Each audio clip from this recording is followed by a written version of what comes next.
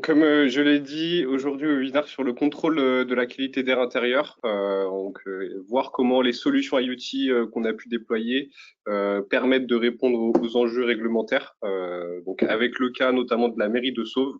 Et je vais justement laisser nos participants se présenter. Antoine, Lionel, je vous laisse la parole.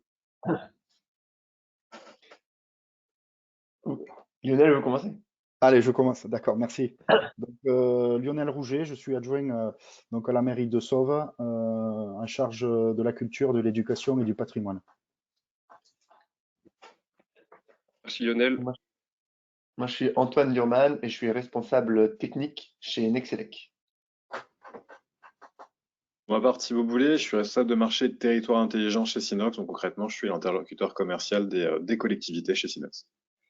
Et donc de mon côté, Hugo Lemoine, je suis en charge des partenariats chez Sinox. Donc l'idée aujourd'hui, c'est d'étudier les enjeux de la surveillance de la qualité d'air, en prenant en exemple un cas concret avec la mairie de Sauve qui a mis en place des solutions dans les écoles pour surveiller différents indicateurs sur la qualité d'air. Vous l'avez vu, la thématique du webinaire, c'est l'IoT au cœur des enjeux réglementaires. Avant de parler des enjeux réglementaires, il faut comprendre pourquoi est-ce qu'on a réglementé ce sujet-là. Donc, premier point, on va faire un focus sur la qualité de l'air intérieur et non extérieur. On a aussi des solutions là-dessus, notamment avec notre partenaire Nexelec. Mais là, on va vraiment parler de la qualité de l'air intérieur et notamment de la surveillance dans les écoles, puisque, comme vous l'avez peut-être lu et comme vous l'avez à l'écran, on passe 80% de notre temps dans les lieux clos. C'est encore plus élevé pour des enfants qui respirent à une fréquence plus élevée que la nôtre, alors que l'air intérieur est 8 fois plus pollué que l'extérieur. D'où le fait d'avoir fait une petite priorisation de ce webinaire sur la partie intérieure. On vous a mis un seuil. À partir de 1000 parties par million, le CO2 peut avoir des risques sur la santé des occupants. L'idée, c'est évidemment d'intervenir avant qu'on atteigne ce seuil, puisque vous le voyez en dessous, les effets secondaires sont peu souhaitables entre la facilitation de la propagation des maladies et puis tous les effets secondaires qui vont jouer sur les enfants pour les difficultés d'apprentissage. Mais si on étend aussi aux ERP, c'est aussi un vecteur de turnover, d'absentéisme au niveau des personnes qui travaillent dans les établissements qui reçoivent du public. Donc c'est un sujet qui est absolument central. Et donc, l'État a réglementé depuis 2018 sur ce sujet-là, qui rend progressivement obligatoire la surveillance de la qualité d'air intérieure dans les ERP. Donc, vous voyez, ça se fait par vagues successives. Depuis le 1er janvier 2018, ça s'applique aux écoles maternelles, élémentaires et aux crèches. Ça s'est étendu en 2020 aux accueils de loisirs, aux établissements d'enseignement de second degré. Et puis, à partir de janvier 2023, ça va encore s'étendre aux établissements médicaux. Donc, aujourd'hui, on va beaucoup parler des écoles, mais c'est un cadre beaucoup plus large. Et là, on parle évidemment de ce qui se fait en collectivité, en ERP, mais c'est aussi des choses qu'on voit de plus en plus dans d'autres métiers chez Sinox, notamment sur tout ce qui est bâtimentaire. On travaille notamment avec Viparis sur tout ce qui est pavillon d'exposition, sur les salons, où on voit que la surveillance de la qualité de l'air est devenu un sujet assez important pour tous. Donc, il existe plusieurs critères pour étudier la bonne qualité de l'air. Il y en a deux principaux qu'on va voir sur le cas d'usage aujourd'hui. C'est le CO2 et la température. Après, il y a plein d'autres types de données qu'on peut collecter et analyser pour juger ou non d'une bonne qualité de l'air intérieur. En ce qui concerne le CO2, les valeurs réglementaires sont au maximum pour 1000 ppm. Et pour la partie température, il faut qu'elle soit comprise entre 20 et 27 degrés pour avoir un confort optimal dans les espaces clos. Donc, concernant forcément les enjeux liés à la consommation d'énergie, il y a quand même un parallèle entre aération. Typiquement, on nous conseille d'aérer des salles ou des espaces toutes les 30 minutes. Tout en conciliant, on va dire, la performance énergétique, où on oblige à limiter le chauffage à une température de 19 degrés. Donc, c'est quand même assez compliqué de lier l'aération au chauffage, surtout en hiver. Donc, c'est important de mesurer pour pouvoir optimiser justement cette gestion. En plus de ça, donc forcément, le coût de l'énergie a augmenté de 20% pour les entreprises entre 2020 et 2022, et le secteur du bâtiment représente 20% des émissions de gaz à effet de serre. Ouais, pourquoi c'est intéressant de mesurer avec des capteurs et du coup on continue? Je vais vous partager une petite anecdote que j'avais rencontrée il y a quelques années. J'avais discuté avec le conseil départemental d'un département d'Île-de-France qui avait un certain nombre d'établissements à gérer, des collèges, et ils se sont rendus compte que l'obligation réglementaire était respectée, c'est-à-dire qu'il y avait un prestataire qui venait mesurer la qualité de l'air dans les salles de classe une fois par an, entre le 15 et le 25 août. Donc il y avait une obligation réglementaire qui était bien respectée. Par contre, il y avait une donnée qui n'apportait absolument rien en termes de protection de la santé des enfants, des élèves. Et à côté de ça, les aérations se font au bon vouloir des enseignants. Donc certains respectent extrêmement bien aèrent pendant les périodes de récréation, d'autres oublient de le faire. Et l'idée de mesurer, c'est justement, mais ça, Monsieur Rouge en parlera mieux que nous, c'est justement d'être plus pragmatique et cohérent par rapport à ces contraintes-là. Merci Thibaut. Et comme souvent, quand on travaille sur les objets connectés, alors on se retrouve souvent au cœur des problématiques du moment. Ce matin, c'est la qualité de l'air en intérieur. Le mois dernier, c'était la gestion de l'eau. Cet hiver, ça va être la performance énergétique des bâtiments. C'est autant de sujets sur lesquels il y a des subventions pour accompagner les collectivités dans l'équipement de ce type de solution. Vous avez des taux qui vont de 10 à 80% du montant des projets. J'en discutais hier avec une commune en Moselle qui avait une subvention plafonnée à 8 000 € et on estimait que ça pouvait faire une cinquantaine de classes équipées. Donc voilà, n'hésitez pas à aller sur le site qui défile ici, qui s'appelle Aide Territoire. Ce sont des projets qui sont assez faciles à mettre en place. Techniquement, pas mal de solutions rodées, comme on va pouvoir le voir là. Mais il y a aussi financièrement des leviers qui permettent de rendre ça extrêmement fluide et simple à mettre en place pour les collectivités. On peut distinguer plusieurs apports de l'IoT pour la qualité d'air. Le premier, c'est un facteur de qualité. Donc, la mise en place de solutions connectées permet forcément d'améliorer la qualité d'air intérieur en le mesurant et forcément prendre des actions pour adapter le confort des occupants. Un facteur après de performance. Forcément tout ce qui va concerner l'efficacité énergétique des occupants, enfin du bâtiment et aussi la qualité de vie des occupants. Un facteur de durabilité, donc aussi la partie performance énergétique du bâtiment, comment l'entretenir sur la durée et pas forcément maximiser le prix des factures. Et rentabilité, réduire les coûts liés à la consommation d'énergie, notamment dans cette période. Maintenant, on va laisser la main à Antoine qui va prendre le relais sur la partie présentation de Nexelec. Oui, bonjour. Donc, moi, je suis Antoine, donc je suis responsable technique chez Nexelec. Et Nexelec, donc, on est une société qui conçoit des capteurs communicants dédiés à l'analyse de l'environnement intérieur et extérieur, et donc notamment la qualité de l'air. Nos équipes sont basées à Vannes, en Bretagne, donc aussi bien pour la conception que le support. Et donc, ça, c'est assez important parce qu'il y a beaucoup de ces projets qui demandent un accompagnement.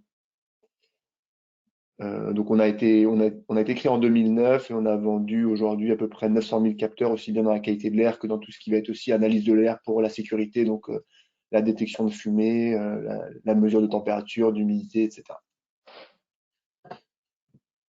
Voilà pour la présentation de Nexelec. Donc nous, voilà, nos objectifs, c'est on conçoit des solutions, donc essentiellement des capteurs qui vont permettre donc aussi bien d'assurer la sécurité des bâtiments et des occupants, donc beaucoup liés à la détection de fumée ou de gaz comme le monoxyde de carbone notamment, d'optimiser la gestion énergétique avec de l'analyse de température ou de consommation. Et ensuite, on développe, nous en interne, on échange avec des partenaires, notamment comme Sinox ou les clients, pour développer des produits qui répondent à des besoins réglementaires ou des besoins sociétaux, comme c'est le cas en ce moment avec la qualité de l'air, qui est un sujet, on va dire, lié à la transition écologique, un sujet vraiment de société, ou le sujet aussi de la sobriété énergétique, dont on parle encore plus ces derniers mois. Et notre idée, c'est de toujours proposer des solutions qui soient avec très peu de maintenance et des consommations très faibles qui permettent d'éviter voilà, tout ce qui va être des changements de piles, des changements de capteurs qui vont rendre en fait la solution compliquée à déployer et à maintenir. Donc ça, on a bien ça en tête et c'est le fait, c'est vraiment dans notre ADN. Si Antoine, je te laisse peut-être présenter un peu plus en détail les différentes gammes de capteurs que vous proposez. Ouais, c'est ça. Donc, ce qu'il faut voir, c'est que dans la qualité de l'air intérieur, on peut le voir sous différents aspects. Donc là, aujourd'hui, on parle beaucoup du CO2 parce que c'est un marqueur du renouvellement de l'air. Donc, pour nous, c'est la mesure la plus adaptée pour les ERP. Donc, on va déjà vérifier que l'air est correctement renouvelé via une mesure de CO2.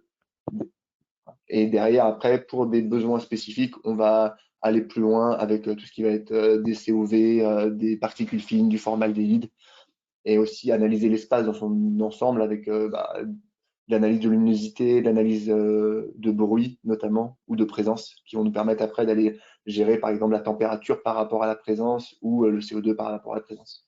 Donc ça, c'est souvent des données assez importantes aussi quand on va analyser un bâtiment d'un point de vue global. Donc après, j'ai parlé un petit peu de la sécurité, c'est un peu moins le thème du webinaire, donc j'irai assez rapidement juste sur voilà, si vous avez besoin d'une solution de détection de fumée, de monoxyde de carbone, vous avez des risques là-dessus. On accompagne aussi sur des capteurs qui sont toujours dans le même sujet. Et on va aussi accompagner donc nos clients et nos partenaires dans des solutions qui vont analyser l'air extérieur et donc la qualité de l'air. Merci Antoine. Lionel, je vous laisse la parole pour la présentation de la mairie de Sauve. Oui, merci bien. Voilà, donc je représente la commune de Sauve en tant qu'élu. Donc pour vous présenter Sauve, vraiment très rapidement, nous sommes une petite commune de 2000 habitants située dans le département du Gard. On est situé entre la mer Méditerranée et les Cévennes. Nous ne sommes pas trop loin en fait des bassins d'emploi que sont Alès, Nîmes et Montpellier, ce qui explique en partie l'augmentation progressive de la population de Sauve depuis 1999. Au niveau de notre organisation communale et de nos ambitions politiques, nous travaillons bien sûr en collaboration avec tous les conseillers municipaux et monsieur le maire. Nous sommes 5 adjoints, chacun est bien sûr ayant une responsabilité d'au moins d'une délégation. Voilà, donc les principales délégations s'affichent devant vous. Donc on a pour synthétiser, pour le bien vivre ensemble et l'éducation, notre souhait c'est de renforcer entre autres le rôle de notre école publique comme un lieu de vivre ensemble et de citoyenneté. Il faut dire que Sauve aussi est un village très dynamique avec près de 120 associations. C'est un lieu assez cosmopolite. Il s'y passe de nombreuses manifestations, généralement appréciées surtout pendant les périodes estivales.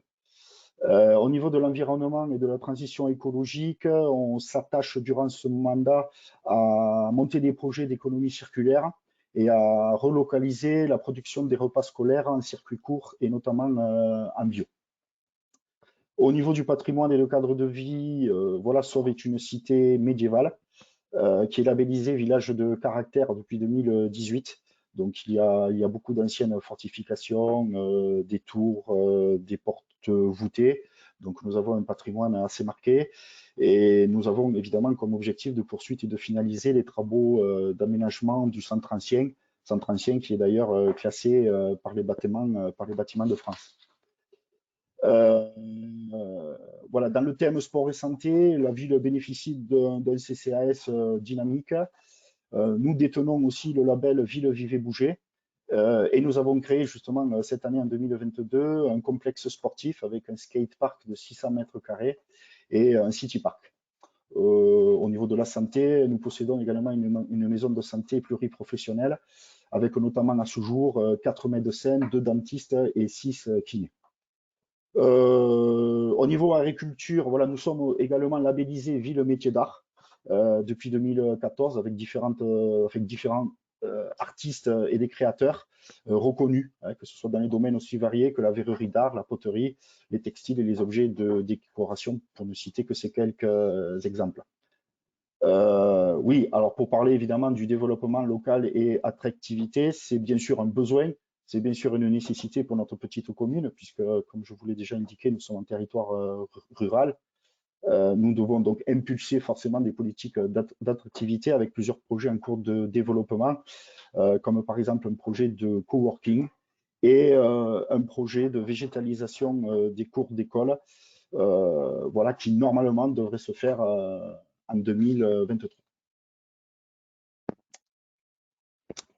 Après, voilà, merci Hugo. Donc pour un petit zoom, donc on est évidemment une petite commune, donc quand on fait voilà juste une petite synthèse des ERP que nous avons sur notre commune, donc on a un musée. Alors, pour être précis, je me dois d'être le plus précis possible. Ce n'est pas un musée, c'est un conservatoire, puisque c'est le conservatoire de la fourche. Hein. Nous sommes les seuls en Europe depuis le XIIe siècle à fabriquer des fourches en bois de micocoulier.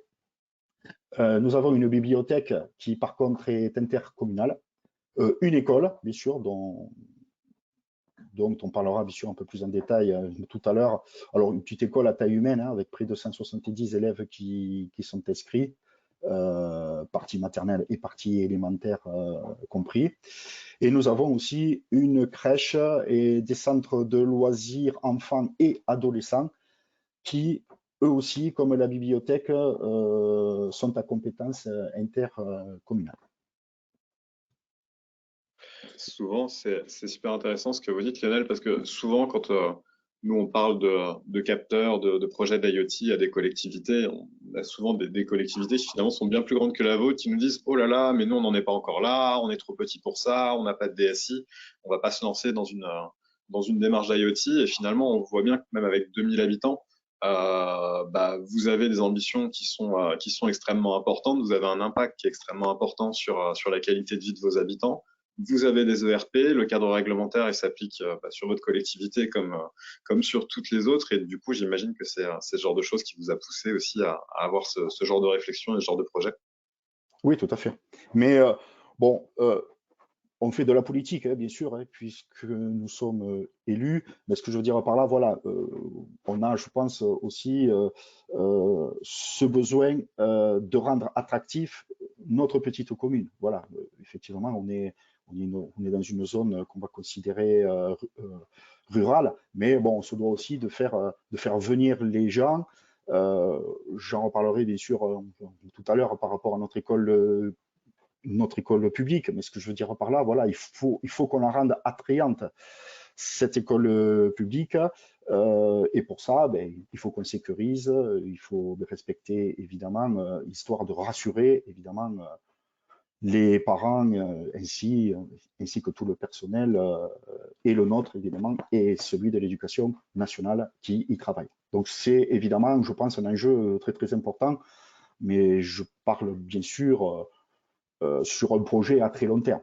Voilà, on est là, on essaye de réfléchir sur les 15 ou 20 prochaines années.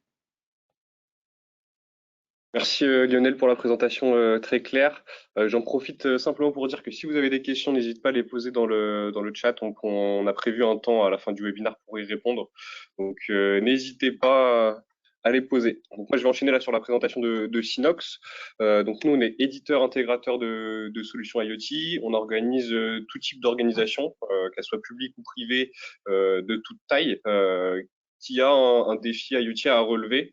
Donc, on est capable de connecter n'importe quel objet via n'importe quel type de connectivité pour restituer la donnée de façon graphique sur nos plateformes.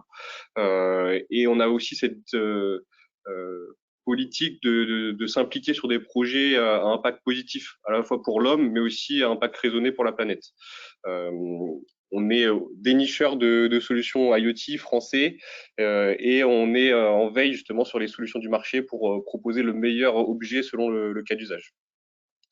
Donc 17 ans d'expérience, on a été créé en 2005, donc historiquement sur toute la partie carte SIM.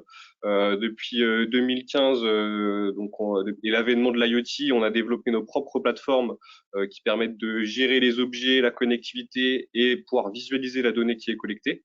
À peu près 700 clients, dont un tiers de collectivités.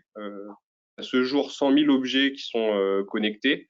On est présent, donc le siège est à Montpellier. On vient d'ouvrir une filiale à Valence, donc pour toute la partie Ibérica et Portugal depuis septembre. On a pour ambition d'intégrer le maximum d'objets sur nos plateformes. Donc, on a 650 modèles de capteurs et d'actionneurs qui sont décodés et disponibles clé en main sur nos outils. 3 millions qui ont été injectés en R&D depuis 5 ans. Donc, on a à la fois les équipes de développement, de support qui sont présentes à Montpellier et internalisées, et donc un écosystème assez large de partenaires, donc à la fois des fabricants comme Nexelec, d'autres éditeurs avec lesquels on est interfacé, donc d'autres solutions logicielles, les opérateurs télécoms et plus largement les fournisseurs de connectivité, donc du LoRa, du Sigfox, de la carte SIM, du NB-IoT, du LTEM, et après des laboratoires de recherche, des cabinets de conseil par exemple. Votre métier, ça va vraiment être de vous aider à mesurer pour comprendre un petit peu ce qui se passe sur votre territoire, sur une variété de cas d'usage qui est extrêmement large. Aujourd'hui, on parle de la qualité de l'air. Parfois, on parle de l'optimisation de l'éclairage public, de la performance des bâtiments, du suivi des réseaux d'eau. L'idée, c'est vraiment à travers ces plus de 600 capteurs qui sont référencés chez nous, c'est que finalement, quel que soit le cas d'usage, le sujet que vous ayez besoin de mesurer, on doit normalement être en capacité de vous proposer une solution technique et d'accompagner vos métiers dans la mise en place, parce que ça, Lionel en parlera. C'est une chose d'avoir une solution technique avec un capteur compose, c'en est une autre d'accompagner les enseignants, les personnels des services techniques à s'en servir, et du coup, on est aussi là pour vous accompagner sur ces sujets-là. Et aujourd'hui, on parle de bâtiments intelligents et de smart city, mais on est aussi présent sur l'industrie, l'énergie, l'agriculture, la sécurité, la santé. Donc, on a une solution IoT transversale qui permet d'adresser n'importe quel cas d'usage. Et donc, comme je l'ai dit, on est en partenariat avec de nombreux acteurs sur le marché, donc notamment avec Nexelec, avec lesquels on collabore depuis maintenant plusieurs années, donc en intégrant leurs capteurs sur nos plateformes pour jouer sur la sécurité forcément des citoyens avec la mise en place de solutions pour la surveillance de la qualité d'air intérieur mais aussi extérieur. Sur la santé, forcément pour tout le confort qui est lié aux occupants des espaces ou alors à des citoyens quand il s'agit de qualité extérieure, et mettre en place des solutions IoT facilement et à faible coût. Donc nous, chez Synox, on est à la fois éditeur de plateforme, mais on est aussi intégrateur dans le sens où on propose aussi à nos clients en direct des capteurs, la connectivité, pour être, on va dire, le point de contact principal sur le déploiement de projet. Antoine, est-ce que tu veux compléter? Non, c'est assez clair. Et donc maintenant, je vais laisser la main à Lionel et Thibaut pour expliquer un petit peu justement le cas d'usage qu'a mis en place la mairie de Sauve sur tout ce qui est qualité d'air intérieur des écoles. Oui, Lionel, donc, si vous pouvez peut-être commencer par expliquer la problématique et pourquoi est-ce que vous avez contacté Synox? oui, tout à fait. Alors, je pense qu'il est très très important aussi de rappeler la chronologie et le contexte lié à la Covid, hein, puisque bon, on le subit malheureusement toujours un petit peu. Donc, dans cette période-là, on est forcément au confinement du fameux printemps 2020. Dès le début juin 2020, le confinement étant, on va dire, officiellement terminé, les écoliers sont autorisés à revenir donc à notre école publique, comme toutes les écoles d'ailleurs de France. Et nous sommes très rapidement et logiquement, je dirais, soumis à la crainte des parents face à la transmission du virus. Là-dessus va se rajouter aussi également les questions d'un protocole sanitaire qui, même s'il est moins strict aujourd'hui, à l'heure où on se parle, eh bien, à cette période-là, il était extrêmement strict.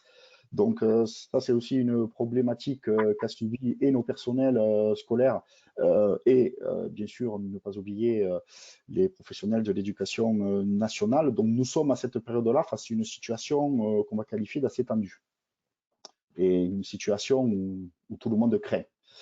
Alors, ce qu'il faut dire aussi, c'est qu'à cette période-là, nous sommes aussi dans une période où nous n'avons, par rapport à ce qu'on avait mis en place, bien sûr, avant, ou plutôt ce qu'on n'avait pas mis en place, du coup, voilà, nous n'avons aucune visibilité sur la qualité de l'air dans nos classes. Il faut préciser aussi que les bâtiments de l'école sont aussi classés, hein, puisque c'est une vieille école du début du XXe siècle. La majorité des classes, la majorité possède encore du simple vitrage. Et je dirais que avant la Covid, le matin et les fins d'après-midi sont les seuls moments où les classes sont officiellement aérées et ventilées. En fait, il y a aussi une réglementation sur voilà qui donc nous pose évidemment nos problèmes. Alors, sans parler de problèmes, mais il y a quand même des contraintes. Donc, comme l'a expliqué Thibaut, je crois, et Hugo, je crois, voilà, qui donc avait aussi parlé de ça. Voilà, il existe déjà depuis 2018 un dispositif réglementaire de surveillance d'air intérieur. Alors, ça se fait généralement, enfin, nous, on passe par le biais d'organismes accrédités qui donc viennent, alors je le précise, en période d'année scolaire et pas au mois d'août, donc viennent effectuer les analyses sur des éventuels polluants. Comme ça, voilà, je pense qu'il y avait des analyses sur les formaldéhydes, sur les phtalates et le benzène, entre autres. Évidemment, je citerai aussi ces obligations qui ont quand même des coûts, notamment les obligations de contrôle électrique, les contrôles sur les extincteurs, voilà, ainsi que évidemment les normes liées à l'accessibilité. Tout cela a bien sûr enfin, tout ça est à prendre en compte dans nos problématiques à ce moment-là. Voilà, je ne sais pas si après j'enchaîne. Voilà, sur les motivations. Alors, forcément, tout ce que je viens de dire, vous avez compris que c'était des facteurs déclenchants, hein, qui fait qu'on a donc essayé effectivement de trouver la meilleure des solutions, adaptées évidemment aussi à nos finances, puisque je le rappelle, bien sûr, je pense que vous l'avez compris, qu'on est une petite commune et voilà, et chercher les subventions n'est pas quand même aisé. Mais alors, on avait quand même comme leitmotiv tout ce qui s'affiche donc devant vous, on a quand même une volonté de vouloir garantir un environnement sain, hein, puisque l'apport évidemment d'air neuf extérieur permet de réduire les concentrations en CO2 qui se cumulent en classe pendant la respiration. Il fallait évidemment qu'on songe à améliorer le confort des écoliers et des usagers, bien sûr, hein, puisqu'une bonne qualité de l'air contribue à réduire également tous les autres risques infectieux. Hein. J'ai beaucoup parlé de la Covid, mais il faut combattre aussi tout ce qui est risque d'allergie respiratoire. Alors, effectivement, à partir de là, on a pris conscience d'optimisation des périodes d'aération, à savoir que, évidemment, on ne le faisait pas de manière systématique. Donc, je peux parler aussi par rapport aujourd'hui, comment cela se passe, c'est-à-dire que les résultats d'analyse de taux de CO2 qu'on a eu immédiatement avec le détecteur Nexelec nous a permis aujourd'hui de mettre en place un protocole, on va dire, régulier. Donc aujourd'hui, on aère systématiquement les matins, les périodes de récréation et évidemment pendant les périodes également méridiennes, entre midi et 2. Ceci a bien sûr eu une conséquence sur les emplois du temps de notre personnel scolaire, où il a fallu revoir une organisation et où certaines tâches ont dû être redéployées. Alors évidemment, on en a parlé bien sûr tout à l'heure, mais en termes d'ERP, cela nous a poussé à bien sûr respecter toutes les réglementations applicables dans le cadre des ERP et surtout à se recentrer sur plus d'efficacité.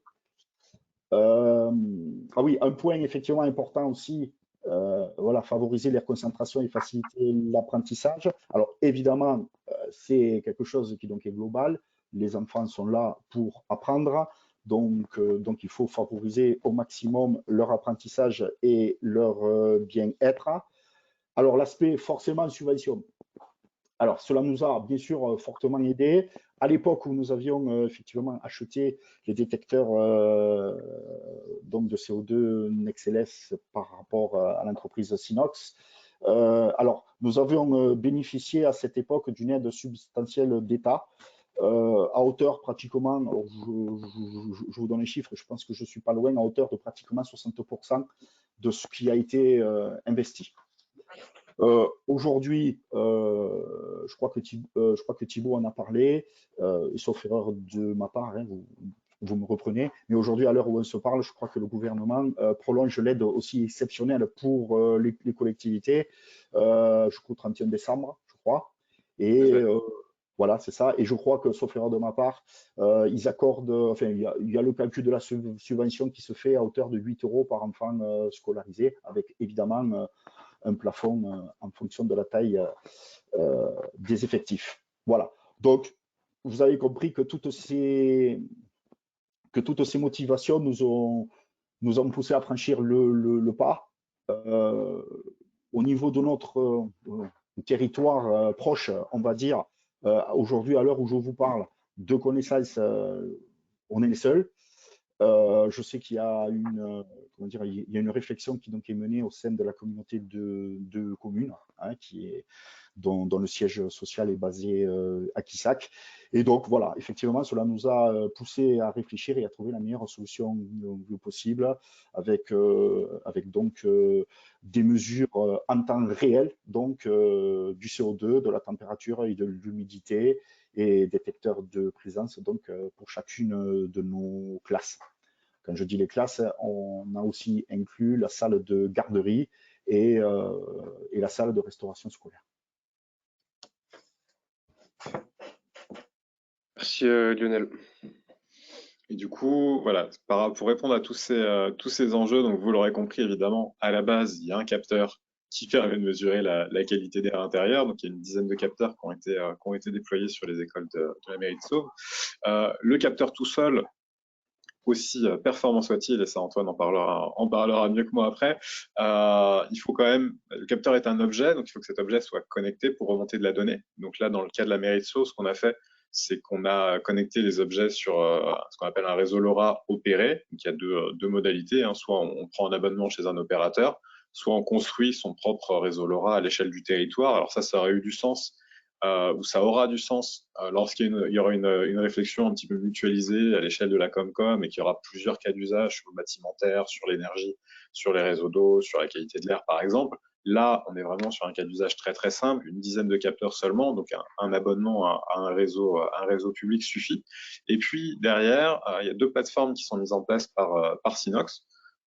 Très simplement, il y en a une qui s'appelle SOM2M qui permet tout simplement de savoir combien d'objets on a et de les connecter au réseau, de gérer les abonnements, plutôt dans une logique, on va dire, entre guillemets, de DSI, même si à l'échelle d'une petite collectivité, le mot DSI, ça peut être un gros mot.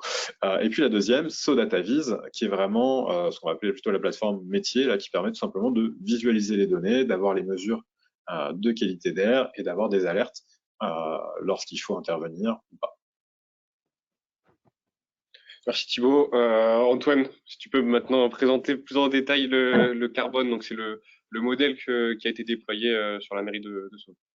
Oui, donc ce qu'il faut voir, donc c'est un capteur qui ressemble à ça, donc à peu près la taille 10 cm par 10 cm, et donc qui est alimenté, qui est donc connecté en sans fil et qui est alimenté par une batterie. Donc ça c'est important, c'est-à-dire que c'est un capteur qui n'est pas filaire et donc qui permet d'être installé et déplacé facilement. Donc ça c'est vraiment important par rapport à ce qu'on dit, c'est que l'installation doit être simple, donc pouvoir être réalisée soit par des services techniques ou les équipes éducation très facilement. Donc pour ça, vous avez juste un petit socle comme ceci, que vous pouvez soit visser chevillé dans le mur, soit venir via un adhésif qui est fourni, mettre directement quand vous avez des problématiques d'amiante ou que vous voulez aller rapidement. Et l'autre point aussi, c'est que ce petit socle, vous avez une petite fonction anti-vol. Pour certains lieux où il y a beaucoup de passages, vous pouvez l'activer et derrière, ça vous demandera après un tournevis pour pouvoir le déclipser. Donc c'est une installation qui est simple, mais qui est aussi complètement adaptée aux différents usages où vous pouvez installer les capteurs. Donc c'est un capteur qui est assez réduit en termes de taille, mais en termes de performance, il faut voir qu'à l'intérieur, c'est les mêmes performances que ceux qui sont utilisés par les laboratoires qui vont vous faire des mesures COFRAC. Donc, il a été testé par un laboratoire COFRAC et il a été validé dans cette performance. Donc, ça, c'est important. C'est-à-dire qu'on n'est pas sur un capteur qui est moins disant en termes de performance. C'est juste que c'est un capteur qui est connecté et qui permet d'avoir une mesure en continu pour vraiment suivre les plans d'aération selon ce que disaient justement avant les différents participants. Ça veut dire l'été, l'hiver, on va pas voir les mêmes choses parce que l'été, on va avoir des problématiques liées, surtout en ce moment maintenant, à des épisodes de chaleur. Donc, savoir comment est-ce que j'aère quand je suis dans ces phases justement de grosse chaleur. Et l'hiver, je vais plutôt avoir un problème lié au froid. Donc, ça va pas être les mêmes stratégies d'aération. Ou même des fois d'autres problématiques comme le bruit parfois avec les récréations qui sont en décalé. Donc, ça nous permet vraiment d'avoir ces analyses-là. Donc, le produit mesure toutes les 10 minutes, ce qui permet de calculer aussi donc, les indices réglementaires type indice icône et vraiment d'être dans une mesure de grande qualité. Ce capteur, donc, sa première fonction la plus simple, ça va être d'aider, c'est un assistant pédagogique à l'aération. Donc, il va aider les gens qui sont sur place à savoir quand est-ce qu'il faut aérer et quand est-ce qu'il faut refermer. Donc, souvent, on a souvent tendance à aérer, on va dire, pas assez souvent et trop longtemps, alors que souvent, l'idéal, c'est d'aérer souvent, mais des fois, 5-10 minutes, ça suffit. Et l'autre chose, c'est que, en fait, ce qu'il faut comprendre, c'est que c'est difficile d'avoir un même protocole d'aération sur l'ensemble de vos bâtiments et l'ensemble de votre parc, puisque ça dépend vraiment des ouvrants que vous avez, de la capacité. Est-ce que vous avez une ventilation, une VMC simple, une VMC double flux, pas du tout de VMC, même des fois pas du tout d'ouvrant. En fait, chaque situation est différente. Et en plus, la situation peut évoluer parce que la VMC peut justement avoir un besoin de maintenance. Il peut y avoir quelque chose. Des fois, on a vu des grilles, vous savez, les petites grilles au-dessus des fenêtres qui à un moment se bouchent parce qu'il y a de la poussière ou parce que quelqu'un avait froid et les a obstruées. Donc, toutes ces choses-là, ça permet. Voilà, c'est des petites choses qui arrivent après dans la vie et qui en fait font que cet assistant pédagogique à l'aération, il permet vraiment de s'adapter à chacune des pièces et il est très simple à comprendre. En fait, vous avez une petite LED à l'intérieur d'une Wii là, et quand il clignote en orange, il faut prévoir une aération à moyen terme, et quand il clignote en rouge, il faut prévoir une aération à court terme. Voilà. Et quand il s'arrête de clignoter, ça veut dire qu'on peut refermer. Donc voilà pour ce capteur qui ensuite, bien sûr, est connecté. Donc dans des protocoles LoRa, donc qui sont adaptés à la loi abeille, donc pas de Wi-Fi, pas de 4G. Donc vous pouvez aller le mettre aussi bien dans des crèches, dans des écoles, des collèges, des lycées, ou même nous on équipe aussi beaucoup de bureaux.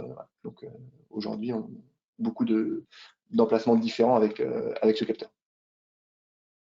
Et une autre preuve de la pertinence de ce capteur-là sur les établissements petite enfance, Antoine, il me semble, j'ai découvert ça la semaine dernière, que vous aviez mis en place des coques un petit peu plus ludiques, notamment pour les crèches, les établissements petite enfance, avec la possibilité de le personnaliser avec un petit raton laveur ou un petit phare breton en hommage à vos origines. Effectivement, je les ai pas pris mais je pourrais peut-être les ramener tout à l'heure là, sur mon bureau. Effectivement, on peut mettre des surcoques dessus. Et en fait, l'idée, c'est que les gens s'approprient cet outil. Donc, souvent, si on va mettre cet outil en blanc, c'est assez adapté, mais pour des crèches ou des écoles, c'est ce qu'on a fait par exemple avec des communes en Bretagne à côté de nous. En fait, les équipes éducation, elles vont dans la classe et en fait, les enfants, ils le prennent comme la mascotte de la classe. Donc, ça veut dire qu'en fait, ils comprennent pourquoi aérer. Hop, j'ai même ma collègue qui m'a apporté, qui suit. Donc, même on l'a mis en mode raton. Donc, vous voyez, là, ça, c'est très utilisé dans nos crèches, nos micro-crèches en mode raton. Donc, vous avez l'œil du raton qui va venir clignoter. Et vous avez la même chose avec un phare, effectivement. Donc, ça, c'est l'autre, voilà, où le phare va clignoter de différentes façons. Et l'avantage, c'est que c'est des surcoques en fait qui se clipsent dessus. Donc, ça veut dire que vous pouvez très facilement en fait venir les mettre ou les enlever selon en fait les lieux. Et ça permet vraiment de changer en fait le rapport à l'objet. C'est-à-dire que vous allez aller dans une classe et en fait, du coup, les enfants et enseignants vont comprendre en fait pourquoi on leur met cet outil à disposition. On leur met pas une contrainte supplémentaire d'aération. On leur met un outil qui est censé justement les aider à avoir un air renouvelé, avoir une meilleure concentration des élèves. Donc ça, c'est pas mal voilà, pour tout le monde. Et aussi, voilà, avoir vraiment un air plus sain. Et donc les gens, en fait, en appropriant l'outil, du coup, prennent aussi les contraintes différemment. C'est-à-dire que quand ils vont aérer 5 minutes, qu'il va faire un peu froid, ils vont tous comprendre parce que c'est la mascotte, en fait. Ils vont pas se dire, ah bah ouais, non, mais là, j'ai pas envie d'aérer. Donc ça, c'est vraiment aussi important. Et on va dire que la solution technique doit être adaptée et après l'accompagnement au déploiement, il peut y avoir aussi des freins un peu plus psychologiques, on va dire, ou d'information. Et c'est là aussi où nous, on aide à ça. Antoine. Donc maintenant, peut-être pour expliquer un petit peu la restitution des données sur nos plateformes, je vais laisser la main à Thibaut. Oui, donc comme je vous le disais, dans le petit synoptique global, premier outil qu'on va utiliser, donc le capteur, il est connecté à un réseau LoRa, donc grâce à une plateforme qu'on appelle chez nous SOM2M, qui va permettre de référencer les différents objets connectés qu'on peut avoir et de définir leur connectivité tout simplement, de gérer leurs abonnements sur le réseau. Et comme vous le voyez sur l'écran du bas à droite, de vérifier qu'ils communiquent bien. Parce que très souvent, sur les projets d'objets connectés, il faut quand même s'assurer que les objets communiquent bien pour avoir une donnée qui est de qualité. Le risque, c'est de se dire, pas de nouvelles, bonne nouvelle. Si un capteur marche pas, de pas avoir l'information et de considérer que tout va bien. C'est extrêmement important de tout simplement de pouvoir le superviser, de vérifier que tout fonctionne bien. Et puis en complément de ça, vous avez du coup une deuxième plateforme qui s'appelle SoDataVis, donc là qui est vraiment la partie visualisation de la donnée, ce que vont exploiter soit les élus, soit les métiers de la collectivité directement. On va voir les différentes courbes avec l'analyse des différentes de l'évolution.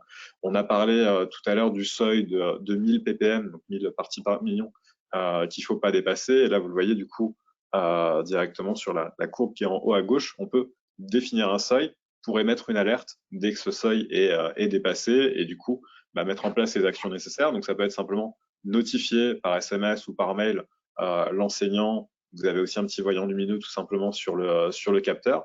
Mais il y a aussi la possibilité, sur des projets un peu plus complexes, entre guillemets, d'aller déclencher des actions sur des objets qu'on va appeler des actionneurs. Donc, Antoine parlait de VMC, ça peut être de lancer une action sur la VMC, ça peut être de lancer une ouverture de fenêtre. Ouais, là, on est sur un projet relativement simple, mais on peut aussi envisager des choses un petit peu plus larges. Et puis, l'idée, c'est de restituer cette donnée-là aussi de manière la plus ludique possible. Donc, pour ceux qui sont pas fans des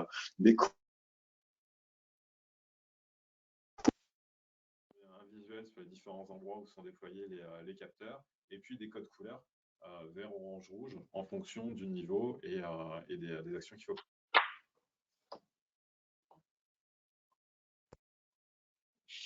On nous dit dans l'oreillette qu'il y a un petit problème de son. C'est mieux là, c'est revenu.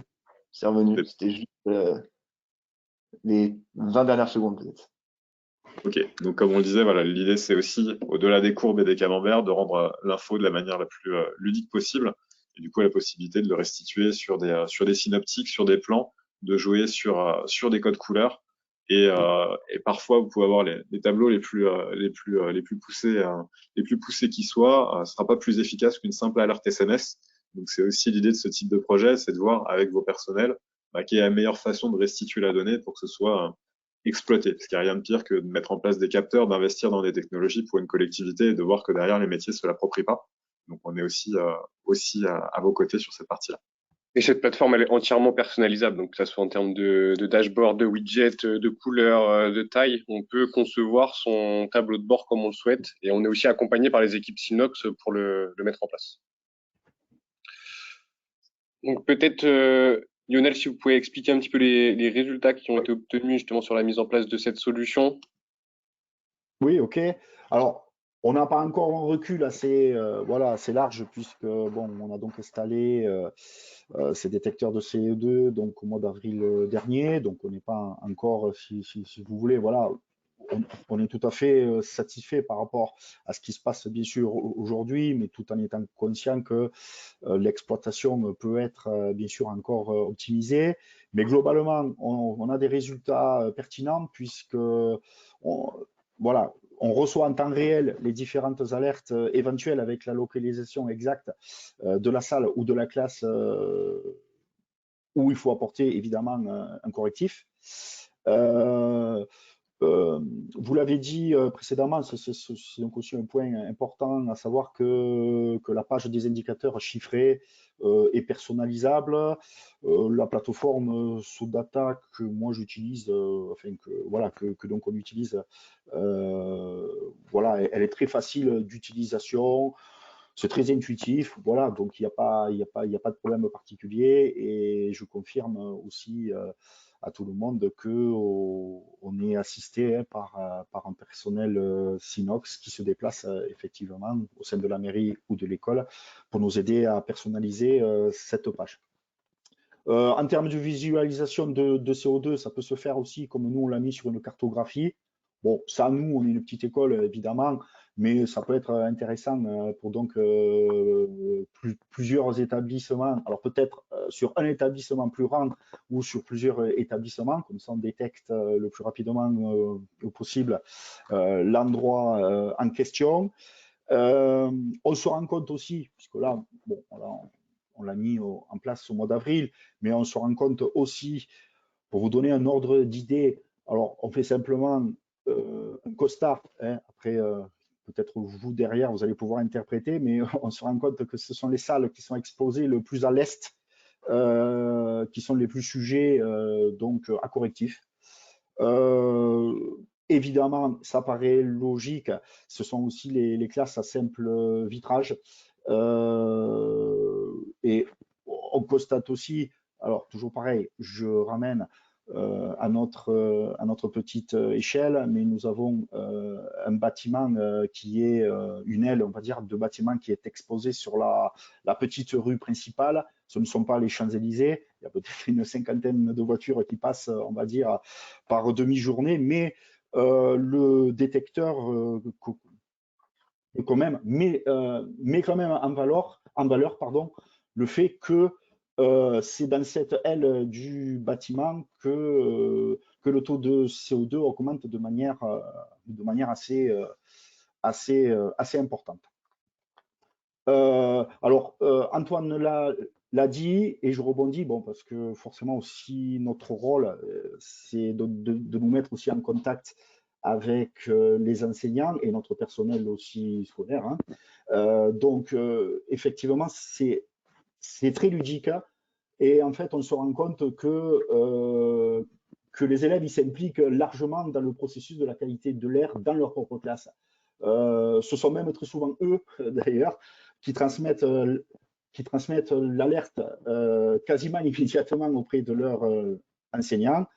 Ils ont très souvent l'œil sur le capteur, ils sont hyper concentrés, hyper vigilants, et ils ont cette attention-là. Donc, effectivement, je confirme ce que disait Antoine, et dans la réalité de ce qui se passe dans une journée, les détecteurs sont des éléments qui peuvent être utilisés comme ludiques et pédagogiques. À la limite, je peux même vous dire que pendant les périodes scolaires, on n'a même pas besoin du réseau, puisque ce sont les enfants qui sont les premiers donneurs d'alerte. Voilà. Au niveau de la présence des détecteurs Nexelec, ça nous a permis, bien sûr, évidemment, d'être mieux armés sur les réglementations et la maîtrise des risques sanitaires. Donc, je rappelle que nous, on est resté sur des premiers éléments de base et on s'est concentré sur la détection du CO2, donc en ppm et la température et la pression aussi également. Alors du coup, comment ça se passe concrètement chez nous? C'est bien sûr notre organisation. On ne dit pas qu'elle est parfaite, mais donc on fait en sorte à ce que, à partir du moment qu'il y a une alerte d'indicateur chiffré, alors pourquoi on est censé avoir une réaction quasi immédiate? Alors nous, on fait déclencher directement par mail à 3 personnes. La première personne, c'est la personne responsable du scolaire, qui, elle, est toute la journée à l'intérieur du bâtiment scolaire. La deuxième personne qui est aussi informée donc par mail par rapport à des éventuelles alertes, c'est la DGS, donc qui donc elle est à son lieu de travail dans la mairie, et moi-même également en tant qu'élu. Voilà. Moi, je ne suis pas bien sûr toute la journée à l'école, mais voilà, on s'informe. Donc, ce que je veux dire par là, voilà, on on a une possibilité d'être assez facilement dans une réaction, on va dire, immédiate. Alors, quelque chose qui a aussi une importance aujourd'hui, évidemment, à l'heure où on se parle, je souriais un petit peu parce que justement, une des premières diapositives qui donc a été présentée par Hugo, je crois, on parlait effectivement de l'augmentation de prix de l'énergie. Alors, aujourd'hui, nous sommes dans une situation, je vous donne nos propres chiffres, hein. Par exemple, sur un budget communal pour notre petite commune de 2022, on va dépenser en 2022 donc 75 000 euros. Quand je dis 75 000 euros, c'est l'électricité, fuel et un petit peu de gaz. Voilà. Aujourd'hui, évidemment, avec la crise que nous sommes en train de subir, on a demandé à l'État de nous donner des budgets prévisionnels et il semblerait que nous soyons sur une dépense en 2023 de 350 000 euros. Voilà, c'est-à-dire que grosso modo, vous multipliez par un peu plus de 4 les dépenses liées aux énergies. Voilà, ça rentre bien sûr en compte dans le fameux plan de sobriété énergétique dont vous avez bien sûr tous très certainement entendu parler. Donc, pour nous, commune de Sauve et petite commune de manière globale, hein, puisqu'on essaye effectivement, enfin, on se parle bien sûr entre nous, entre petites communes, nous sommes effectivement très inquiets pour la préparation notamment d'un budget où l'investissement devra bien sûr être maîtrisé face à l'augmentation, je dirais, sidérante du fonctionnement lié à cette explosion des prix énergétiques. Alors, justement, pourquoi j'évoque cela? On essaye de voir, on essaye de réfléchir, on s'interroge aujourd'hui sur la pertinence de déployer à plus ou moins long terme donc, des capteurs. Par exemple, pour qu'on puisse les installer, mais notamment dans les salles communales, qui sont par exemple utilisées par les associations. Donc, notamment par rapport à des associations sportives pour du yoga, judo, etc., etc. On se pose aussi la question de mettre aussi, d'installer des détecteurs de CO2 dans notre bibliothèque et dans le conservatoire. Évidemment, on voit ça, je vois du moins ça aujourd'hui, comme une régulation et comme une maîtrise des seuils de température et donc, bien sûr, fatalement, de maîtrise énergétique. Voilà. Donc, bien sûr, on se doit de réfléchir à ça et pourquoi pas augmenter, on va dire, notre parc de détecteurs de CO2 à travers notre petite commune et bien sûr, enfin aussi, on se doit aussi d'être en veille et en réflexion perpétuelle sur les conséquences des changements climatiques. Et encore une nouvelle fois, voilà, on fait en sorte à ne pas regarder ce qui va se passer demain, mais ce qui va se passer dans 10, 15 ans et 20 ans. Et on va voir comment on peut mettre tout ça en place. Merci Lionel. Maintenant, je laisse la parole à Thibaut pour expliquer un petit peu les atouts de la solution. Oui, bah du coup, vous l'aurez compris, enfin, vous le savez déjà de toute façon, et Lionel l'a bien rappelé, mais le contexte est un petit peu lourd entre transition énergétique, transition environnementale. Nous sommes un petit maillon de cette grande chaîne, là. Donc, ce que nous on peut vous apporter, et ce projet-là l'illustre bien, c'est du conseil dans le choix de solutions techniques. La solution technique ne résout pas tout, mais elle permet au moins d'avoir une donnée, de mesurer et comprendre. On adapte cette solution en fonction des enjeux, des données que vous voulez mesurer et de la capacité d'interprétation de vos services. L'idée, c'est que ça soit le plus facile possible à mettre en œuvre et puis que ça soit mis en place rapidement. Voilà, on a parlé de la deadline du 31 décembre pour les subventions sur la partie qualité de l'air, sur tout ce qui est solution de maîtrise énergétique. Je pense que le plus tôt sera le mieux au vu du contexte qui s'annonce. Donc c'est aussi extrêmement important d'avoir des partenaires pour vous qui soient le plus réactifs possible. Et on s'efforce du coup d'être le plus possible dans cette dynamique-là. Merci. Et pour aller plus loin, je vais laisser la parole pour finir à Antoine qui va expliquer quelles sont les autres données qu'on peut collecter pour justement analyser la qualité de l'air intérieur.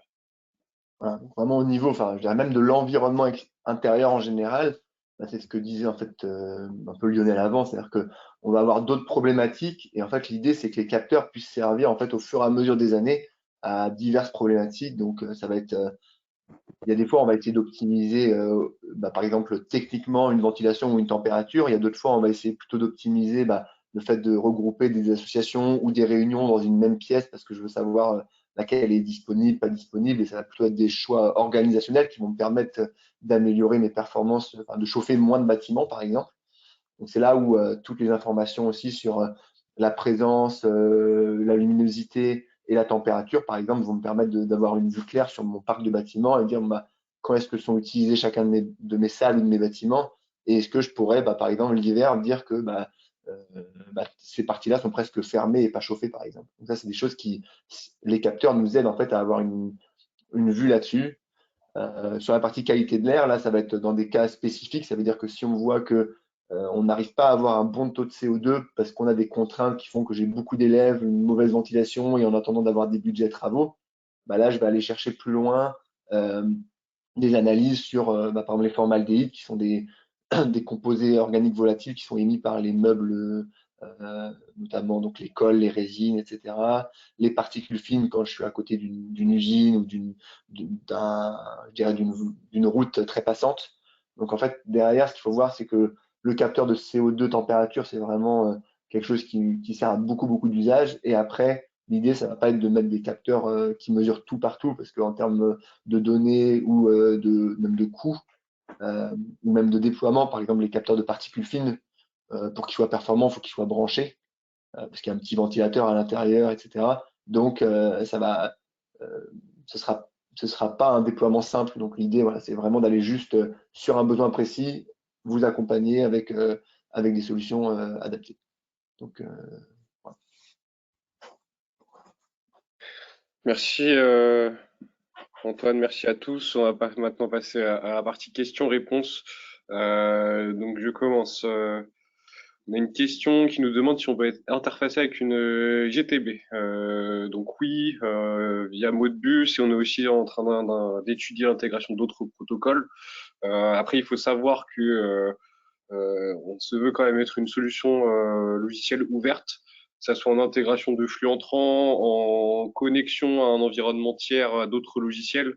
Contrairement à d'autres éditeurs typiquement du marché, nous on a cette volonté de pouvoir s'interfacer avec d'autres solutions plus axées métier, justement pour interconnecter les données de capteurs à d'autres types de données.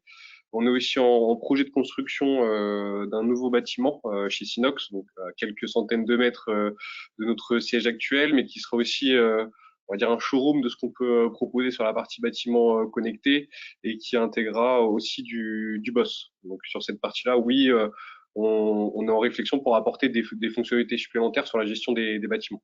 De manière générale, l'approche Sinox, c'est pas forcément c'est d'avoir une plateforme sur laquelle vont transiter vos données de capteurs, quels qu'ils soient, et même d'objets déjà existants, et après de pouvoir restituer la donnée soit dans une seule et même interface sur laquelle on va pouvoir croiser des données, ce qui va apporter de la valeur, soit de la restituer dans des solutions métiers si vos services métiers sont déjà équipés, ont déjà des solutions qui leur conviennent. Mais l'idée à un moment donné de faire transiter ces données par la même plateforme, ça va permettre de croiser les données beaucoup plus facilement. On sait à quel point c'est pénible quand un élu pose une question sur un simple croisement de données et qu'il faut aller chercher l'info sur un logiciel propriétaire d'un côté, sur un fichier Excel de l'autre et sur des post-it au niveau des services techniques de l'autre. L'idée, c'est d'essayer au maximum de mutualiser le croisement de données pour gagner du temps sur ces réponses-là. Et puis, tout le temps qu'on gagne, évidemment, c'est du temps gagné pour lutter contre les fuites, pour optimiser les consommations, etc. Merci Thibaut pour le complément. Maintenant, quelques questions pour Antoine. Déjà, où est situé le siège de Nexelec, même si tu l'as expliqué en début de présentation. Et Effectivement, après, ouais, vas-y, après. comment est-ce que, une fois les 10 ans d'autonomie passés, comment est-ce qu'on fonctionne? Est-ce qu'on peut changer la batterie? Est-ce qu'on peut recharger? Et après, est-ce qu'on peut faire des coques personnalisées pour les capteurs comme tu l'as montré? Alors, du coup, donc, les équipes Nexelec sont toutes basées à Vannes, même si historiquement le siège, on va dire, social est à Aix-en-Provence. Donc, vous trouverez siège social à Aix-en-Provence avec, voilà. Mais ça, c'était, on va dire, lié à l'historique de l'entreprise. Maintenant, l'ensemble des équipes sont basées à Vannes en Bretagne. Deuxième question, donc, sur le capteur, non, malheureusement, au bout des 10 ans, il faut remplacer le capteur, puisque c'est pas qu'une histoire de batterie, c'est surtout une histoire de capteur. En fait, nous, on part plutôt du besoin. Donc, le besoin, c'est de mesurer le CO2. La technologie du CO2, c'est une mesure optique. Donc, il faut voir, c'est que c'est en fait, c'est une LED qui va en fait éclairer. Et en fait, vous allez avoir un récepteur en face et à une certaine longueur d'onde. Et en fonction, en fait, s'il y a du CO2 qui est présent, en fait, ça va réduire le taux de lumière, ça va absorber la lumière. Et s'il y a pas de s'il y a moins de CO2, ça va moins absorber la lumière. Et c'est comme ça qu'on mesure vraiment le principe de mesure du CO2. Et donc, au bout de 10 ans, en fait, cette LED, elle a perdu trop de lumière, elle a dérivé tranquillement dans le temps, un petit peu comme les écrans de téléphone ou de télé, on va dire.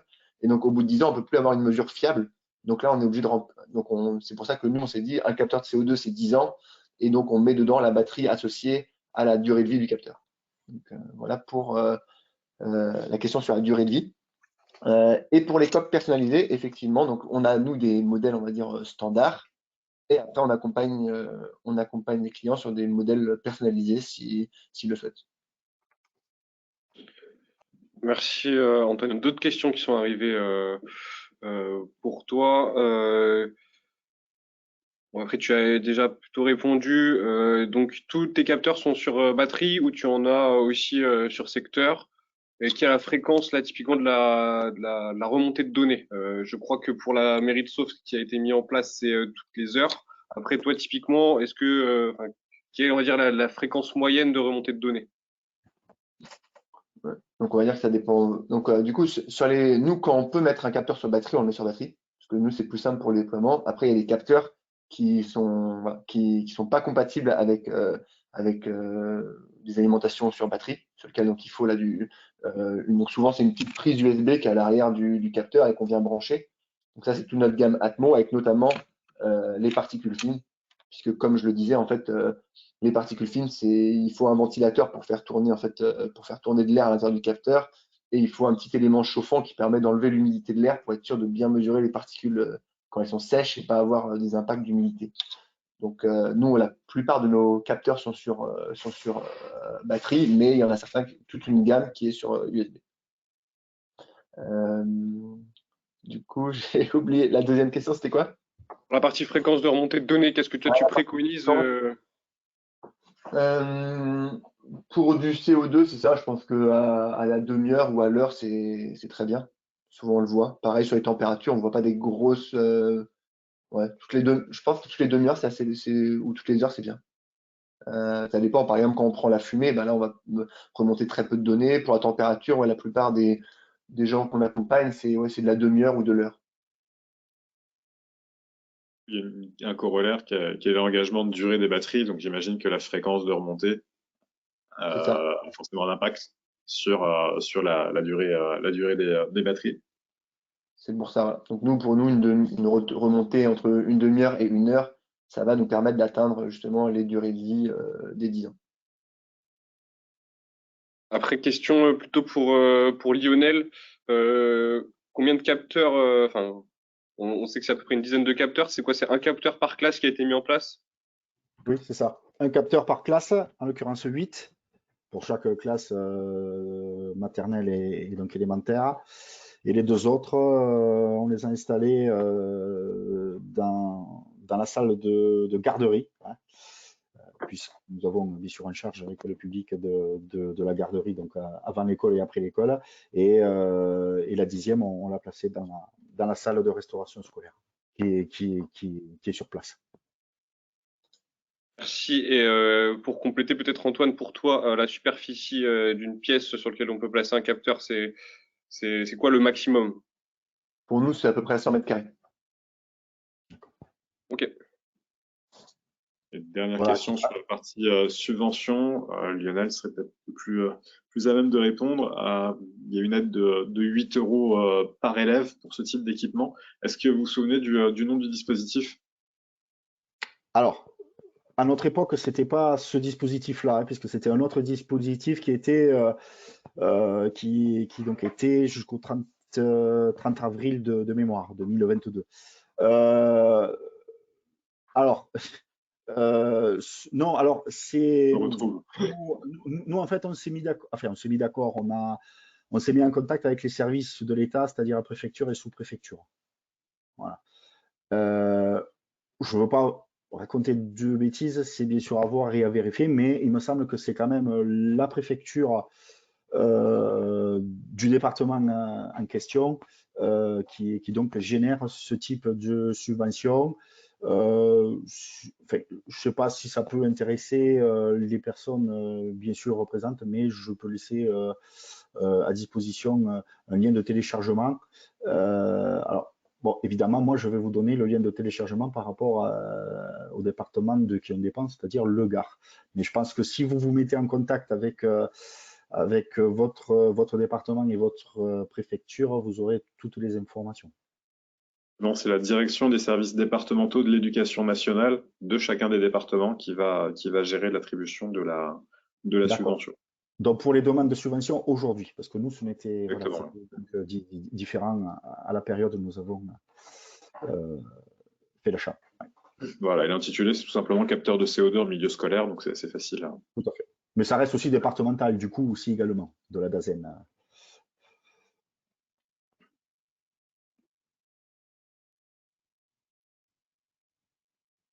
Dernière question, il n'y a donc pas d'échantillonnage à l'échelle d'un bâtiment. Là, dans le cas du milieu scolaire, j'imagine que l'idée, c'est d'avoir une mesure et une réponse par classe pour être au plus proche des besoins de chacune des classes. Après, chaque collectivité est entre guillemets un petit peu libre d'organiser le dispositif comme elle le souhaite, notamment en fonction des moyens disponibles. L'important, c'est d'éviter de cloisonner. Et du coup, si on fait une mesure dans une classe, il faut que les actions soient prises et répliquées à l'échelle de l'ensemble des classes. Vous n'avez pas d'obligation réglementaire d'avoir un capteur par pièce. Maintenant, Non. si vous équipez une salle de classe et pas les 7 autres, vous vous privez de l'information sur les autres salles de classe, et du coup, vous pouvez potentiellement passer à côté des bons réflexes à avoir sur les salles qui ne sont pas équipées. Donc là, c'est aussi des sujets sur lesquels on peut vous accompagner et réfléchir avec vous sur le dimensionnement des projets. C'est vrai qu'il y a des sujets sur lesquels pas forcément vocation à répliquer, à multiplier le nombre de capteurs. Là, dans ce cas un petit peu particulier, on s'expose quand même à des questions du type pourquoi est-ce que les CP sont équipés, pas les CE1, et là du coup ça peut vite devenir un peu plus délicat. En tout cas, voilà, c'est des questions sur lesquelles on travaille Oui. souvent plutôt au cas par cas et qu'on étudie directement avec vous. Lionel, Pour si vous nous, voulez. il est vrai que c'est plus simple, hein, voilà, comme je l'ai déjà indiqué, voilà, on est sur une petite école à taille humaine, donc cela a été pour nous vraiment très très évident, effectivement, de donc pouvoir faire le choix d'un détecteur par classe.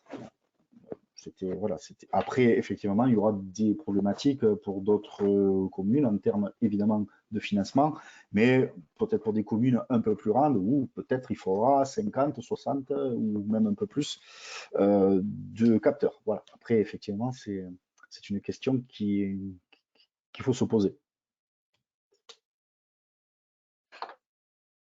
Merci à tous pour la participation. Merci Antoine pour l'intervention. Merci Lionel pour le témoignage.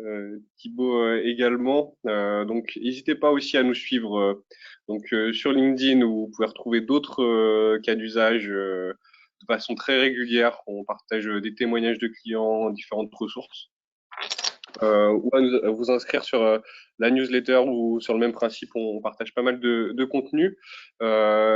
N'hésitez pas si vous avez un intérêt à demander une démo, un rendez-vous auprès de Thibaut qui pourra vous expliquer justement comment mettre en place ce type de projet ou alors sur d'autres cas d'usage qu'on n'a pas présentés aujourd'hui. Mais une nouvelle fois, merci à tous pour aussi d'avoir participé à ce webinaire et pour les questions. Merci à tous. Merci d'avoir préféré ce webinaire à la participation au Salon BMR et puis on espère qu'on aura l'occasion d'échanger avec vous par la suite. Merci, au revoir. Merci, à bientôt.